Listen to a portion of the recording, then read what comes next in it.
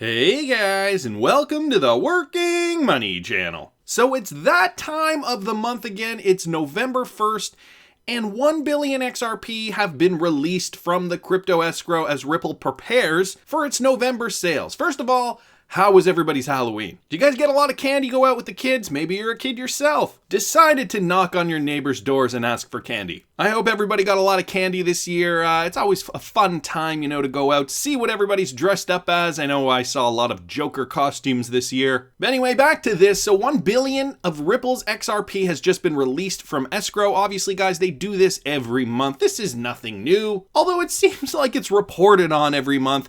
What I find interesting is what they put back into escrow, how much is being used in the ecosystem at the moment, and how much will be returned to the escrow. We know Ripple has been facing some backlash regarding flooding, in quotes, flooding the ecosystem with too much XRP and thus resulting in a lower XRP price. We know that they have XRP in their best interest. XRP is something that they are the majority holder of it. So they really want it to flourish. They really want it to succeed. Down here, it just gives you some Q2 and Q3 figures with regards to institutional direct sales, programmatic sales, and the total sales. And guys, as you can see, they did what they said they were going to do and actually lower programmatic sales, specifically in Q3, resulting in a total XRP sale of 66.24 million versus in Q2 it was 251.51 million. So the transparency is something that I think will really help Ripple flourish in the future. Their relationships with institutions and banks have only been getting stronger and stronger. And like Brad Garlinghouse says, once you get your foot in the door with these companies with the current technology, even though it wasn't using XRP, that gives Ripple a leg up to introduce the cryptocurrency technology to these partners, to these clients, because they already have a long-standing relationship. So there we go, another billion into the ecosystem, guys. This from Crypto-XRP, that's at Crypto_XRP. Can anyone say Ripple's ODL, JPMorgan has a solution for Powell that will free up banks' cash? Now, they don't mention Ripple and XRP in this article, but guys, take a listen. The Federal Reserve could design a permanent tool that would unlock a significant fraction of cash, in quotes, currently held by larger banks and prevent funding stresses, according to analysts at JPMorgan Chase & Co. Strategists led by Joshua Younger said in a note to clients Thursday that the central bank could create a standing repurchase agreement facility that would be accessible by all depository institutions and included as a source of liquidity for resolution planning. This would free up cash that is currently held by the banks for regulatory purposes and allow reserves to be more evenly distributed through the banking system. So they could create a system, a repurchase agreement facility that would do this. Now, how would they do this, may you ask? How can they, just kind of free up money unless they had some kind of mechanism to do this through? Perhaps ODL. Again, not saying that that's what's happening, but it makes sense. Ripple has been touting their on-demand liquidity as, a game changer for the industry. And so we know that they license their product to a bunch of different banks, a bunch of different financial institutions all around the globe. Could JPMorgan be pointing to this? Or, something with regards to their JPM coin? I have a feeling that a lot of people could be a little put off, especially other banks around the world, to be using JPMorgan's particular proprietary cryptocurrency for this kind of a purpose. And so I think that, it's important that there is this neutral body out there that can fulfill the demands of the market.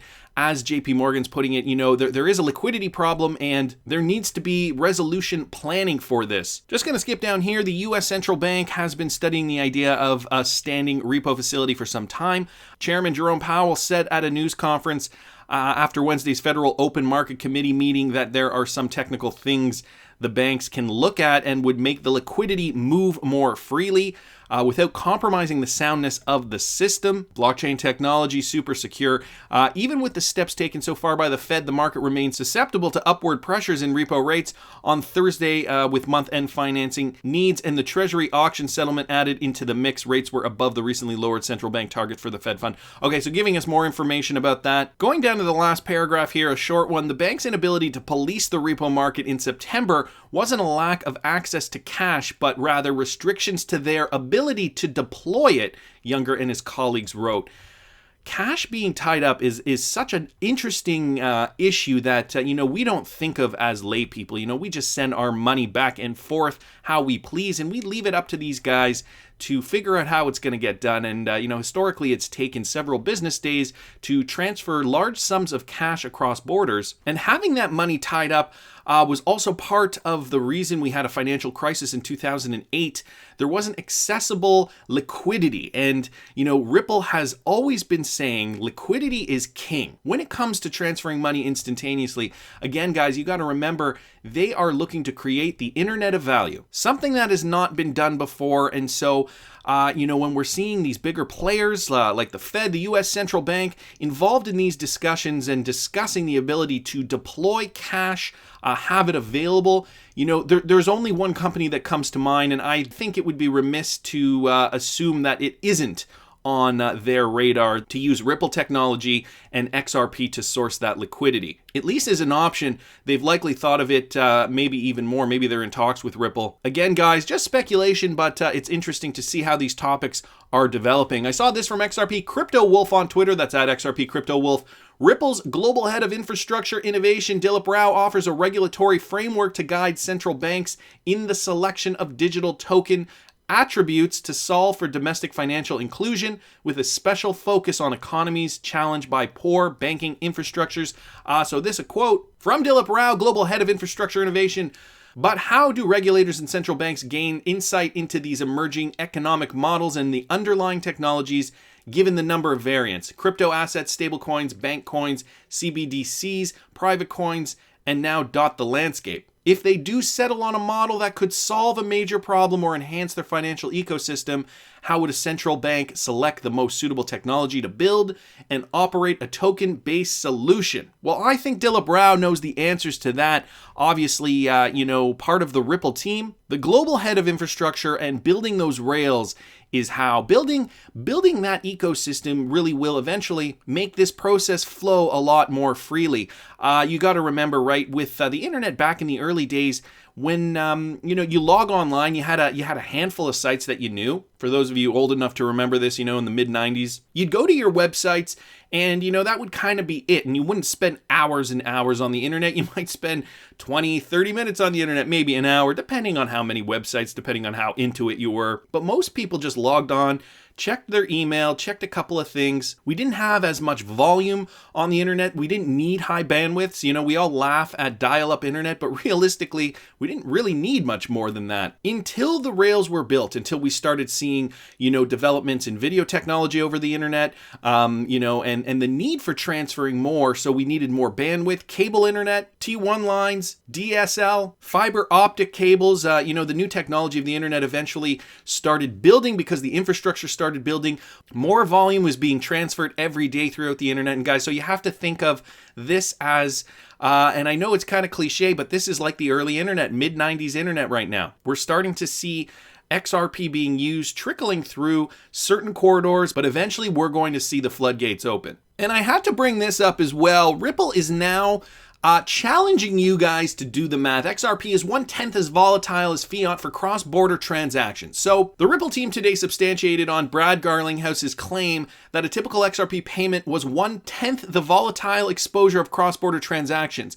Brianne Madigan, head of global institutional markets team at the leading blockchain firm, underscored talks of volatility surrounding its in-house token XRP for fiat payment flows in her tweet, which read, "Digital assets have an unfounded criticism around volatility." So we crunched the numbers and found that a typical XRP payment actually has 1/10 the volatility exposure of a typical fiat SWIFT payment.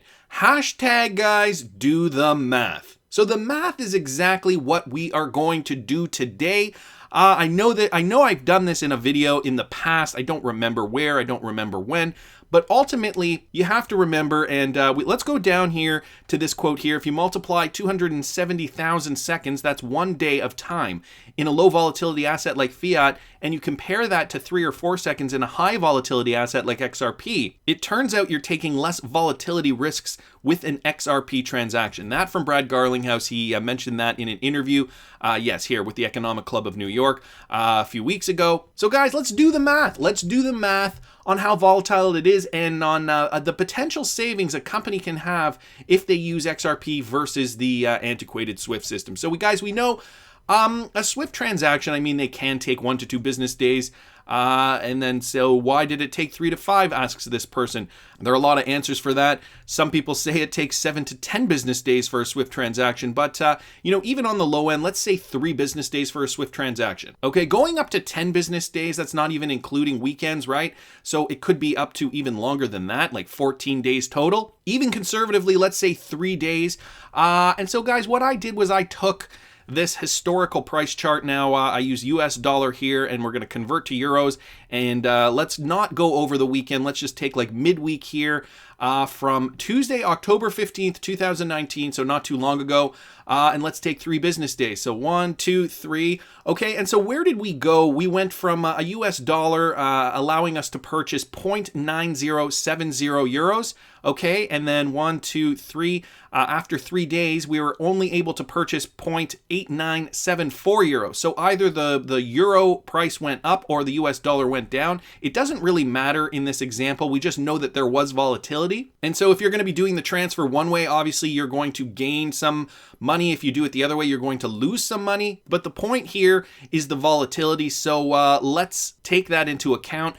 Bring this up here. So let's do the math as Ripple wants us to do. October 15th to 18th, 3 business days, USD to euro went from 0.9070 to 0.8974. So guys, I did the calculations, and that is a decrease, actually. So negative 1.06%, okay, in 3 business days. So you'd be losing or gaining depending on which side of the trade you're on. Are you willing to take that 50-50 bet, though? Come on, let's be realistic here. When large sums of money are on the table, we want to save every penny possible. Okay, so 3 business days, negative 1.06%. Now let's look at XRP, and I did this number earlier. So 1, 2, 3, 4. Okay, so it's basically 0.0001 of a change. Did you guys see it was at 2911? Now it's at 2910. 1, 2, 3, 4. Okay, and sometimes it doesn't even change, right? So like literally XRP is changing by fractions of pennies within 3 to 4 seconds. So originally, I didn't know if this was even going to change when I brought this up. So I did a test beforehand, and so let's say a 3-second XRP transaction. I did it beforehand, and it actually went from 0.2907 to 0.2906. Okay, so a difference of negative 0.04%. Okay, so that's almost an entire percentage point difference. Now, guys, that doesn't sound like a lot in the grand scheme of things. And the markets can be more volatile, less volatile in the fiat market, in the crypto market, obviously. But what we have to remember is when a lot of money is on the table, companies will want to be able to preserve as much of that transfer as possible. So, on $100, the exposure to a 1% decrease is only $1, right? But guys, let's take things into perspective here. We're not talking about $100 or a few $1,000. We're talking about millions of dollars. So on $1 million, if you were looking to buy euros with USD and you had to wait 3 business days, that would be a difference of $10,600. Okay, on $1 million transfer, just because you had to wait 3 business days and you were exposed to that volatility because Swift can't get their act together and use XRP. Now, if you decided to go the RippleNet route and you're exposed to the volatility for 3 seconds using XRP, 0.04%, now you're only exposed and the loss is $400, guys. Simple math here. I wanted to show you guys just essentially the difference using XRP can make. And even though cryptocurrency is deemed as super volatile, Brad Garlinghouse does make a point. Would you rather be exposed to a highly volatile cryptocurrency over 3 seconds or a fiat to fiat transfer over 3 business days or more? As you guys know, I use the low end here for business days, 3 to 5 business days, and some people are even saying 7 to 10 business days for a Swift transfer. So guys, I want to hear what you guys think. Have you done the math? Have you participated in a Swift transfer yourself? I want to hear what you guys think. Please subscribe to the channel if you haven't already. Like the video if you like the content I'm providing. I always love hearing your comments. See you in the next one, guys.